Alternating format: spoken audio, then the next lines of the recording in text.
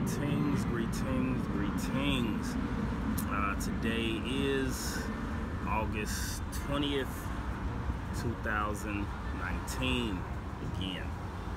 And I just want to come back real quick before you again because something was really just impressing upon me, especially with all of this.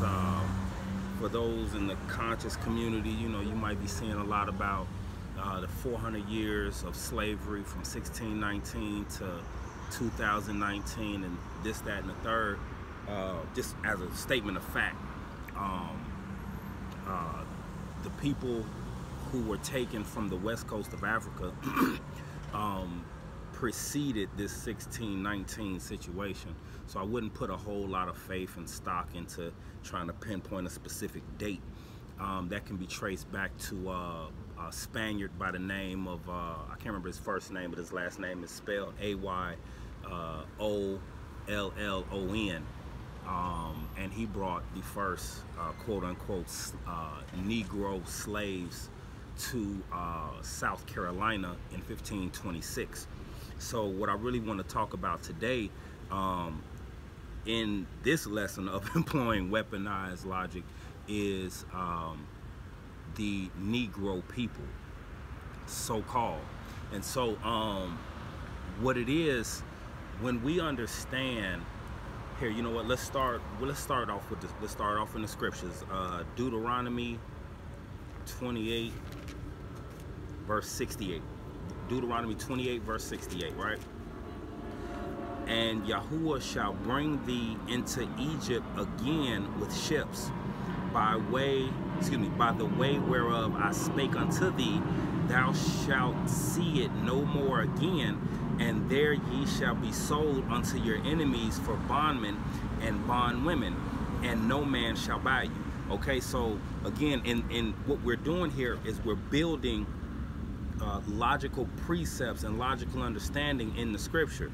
Okay, and so what we're going to do is break this verse down logically. All right, and Yahuwah shall bring thee into Matzraim, or the land of bondage. It's a prophetic reference for the land of bondage, okay?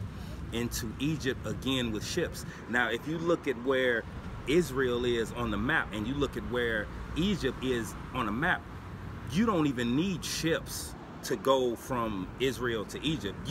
I don't even know if you can use a ship to go from Israel to Egypt. The reality is that's not what this verse is referring to. This is a prophetic reference to a people for a later time, okay? And this Egypt is a prophetic reference for a land of bondage, okay?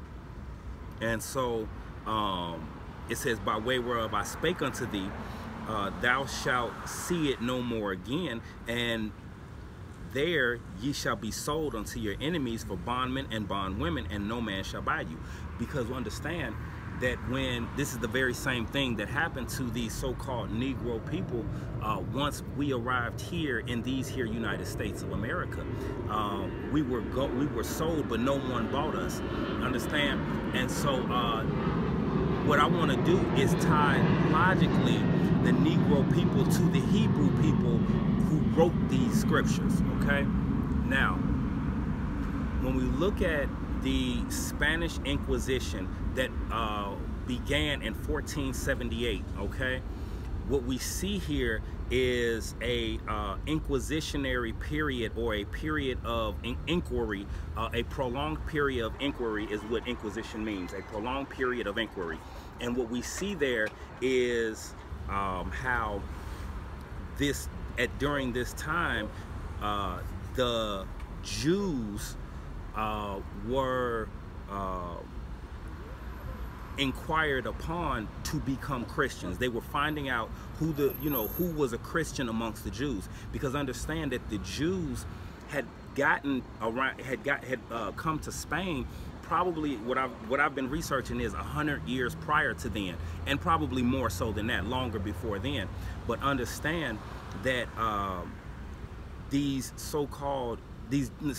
Jews, in fact, were, as a Frenchman notated in his book, A New Voyage to Italy, what he notated was these Jews that were in Portugal. He notated Portugal, but understand that in 1478 the Inquisitionary period started. In 1492, what would go on to happen is the Alhambra Edict, or the Alhambra Decree, excuse me, which is AKA the expulsion edict, would then cast many of these Jews into Portugal.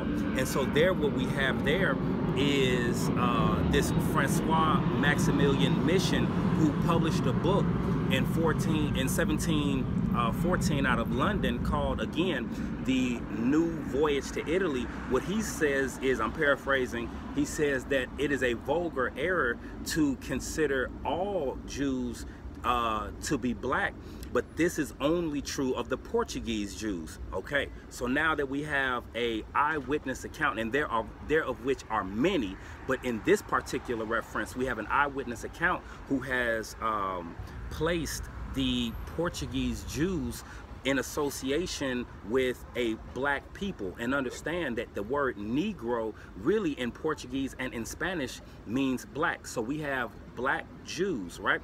That was then in 36, the Portuguese Inquisition began, and these black Jews, these Negro Jews, were then taken by ships into the west coast of Africa, okay, into South Guinea, the west coast of Africa, various nations around the west coast of Africa, and the island of St. Thomas in particular, which was a penal colony, right? And so this is the penal colony that the Portuguese Jews, these Negro Jews, were taken into before they were then carted off again by ships into these here United States, okay? And so this is why you have on the west coast of Africa, by a if you look up a map, a cartographer by the name of Emmanuel Bowen in, I believe, 1747, you'll see his map, and where next to, in Benin, which is right next to Togo, which is right around Nigeria, you'll see Slave Coast. Why did they call it the Slave Coast? Because that was a port, the port of Waida, Judah, the port of Yahuda. This is a area where many slaves were taken from Portugal, brought to the west coast of Africa, and then carted from the west coast of Africa into the United States. So really all that I'm really doing here is tying in this prophetic reference to the land of bondage by ships to the people who were identified as Jews in Portugal and in Spain, and then brought to the west coast of Africa, okay, and then brought to the United States. Because at the end of the day, what I think many people misunderstand, especially amongst we people, is we look at these scriptures and they are some abstract anomaly to us, as if they have happened some, you know, in a time before time began. But the reality is that misconception that we have, that the scriptures themselves happened at a time beyond time somehow, is a understanding that was purposely provided to shroud the reality that the Negro people are the people of the book, are the people who wrote these here scriptures. Because if just like in Egypt, what they endeavored to do is to cause us to what they endeavor to do is to keep us in such bondage so that we would not know the power that we have to call on Yahuwah our Elohim, because he has chosen Jacob to be a people out of all nations as his people. And through Jacob, Yashrael, which encompasses the entire body of, which encompasses all nations, should be able to call on Yahushua HaMashiach and then thus receive salvation. And so I just wanted to real quick leave these words to you in the name of our Father, Yahuwah, and in the name of our King, Yahushua. Shalom.